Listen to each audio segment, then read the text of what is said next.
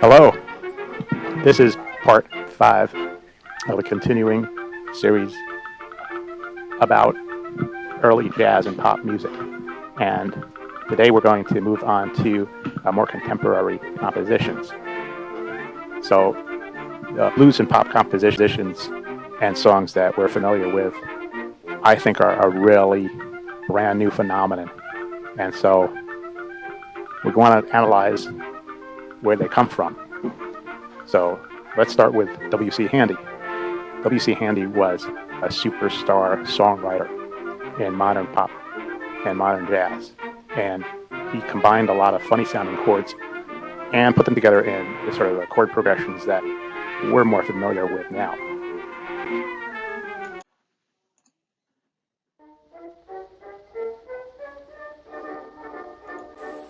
Woozy Winks here, and I am Plastic Man's sidekick.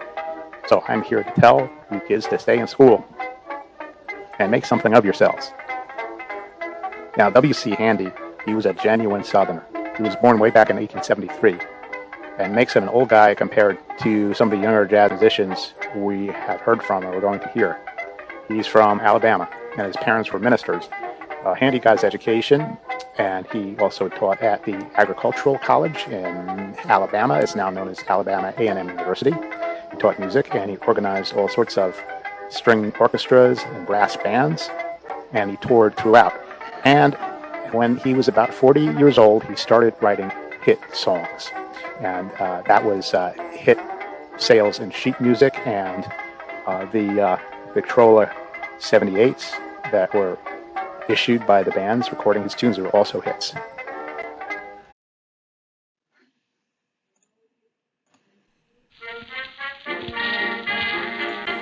What you're hearing now is the Memphis Blues, and it's played by the Victor Military Band in 1914. That was the house band for Victor Records, and you can hear their high level of professional musicianship. W.C. Handy says that he took a basic 3-chord folk music kind of structure that was found in the South, in the African American South, and he utilized a lot of 7th chords. And this utilization became really standard in pop and jazz, after World War I. And so if you were writing music in 1914, nothing really modern sounding was being written. Not even the way it was played, but the way it was composed and its structure. And we've heard so far how corny the old songs could be. Those Broadway standards, the Great American Songbook, that just wasn't there. And so I want to ask, how do you make something and create a song that's not just corny and that's a little fresher from the old hokey vaudeville songs, and on the other hand is going to be different from romanticism and romantic music? And I think that you might start here. And this is a very jaunty march, but it's not quite ragtime.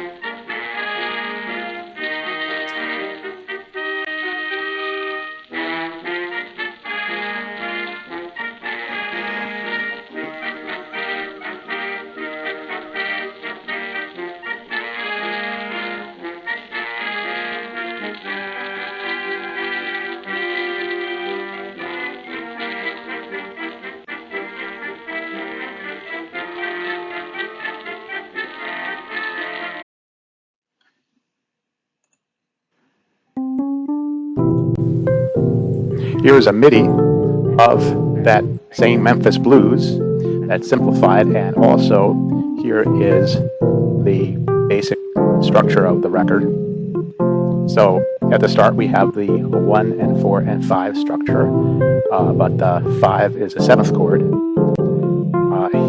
He also always returns to the root chord, but in the second part we have this rather marvelous turnaround in the middle, where you go from a 5 chord to a 3 chord to a 6 chord to a 2 chord and back to the 5 chord and root. And it's really splendid, and we're kind of used to hearing something like this, but the audiences in 1914 weren't, and so it did sound fresh. Do note that this is sort of a ragtime march because there's no verse and chorus, but it sounds fresh anyway. And again, there's a basic syncopation that it has to follow, to sound modern in 1914. And so I also note that there's no actual minor chords in the Memphis Blues. Now, this is an early recording of W.C. Handy's next big foundational song, and it's called the St. Louis Blues, and you might have even heard it. But this is an early version from about 1950, and this is not a ragtime. It's not a march. This is based on the 16-bar blues. But it really takes that traditional kind of structure and makes itself a pop song. So after that, there's a bridge, and then there's an actual bona fide chorus. And the chorus is very dramatic. And also the subject matter is about a fallen woman, about, love lost. So even though it's like a country blues, it kind of starts to fit in this very romantic style. So I won't get into this record too much because it's so well known, but it's good to learn that W.C. Handy could really master all sorts of song forms that were hanging around in World War I. So the next chapter will take up an early example of the Broadway musical by Jerome Kern. And the Broadway musical, it sort of takes from the light operetta and sort of runs with it a bit to make nice songs that have a verse and chorus structure that are way more jazz or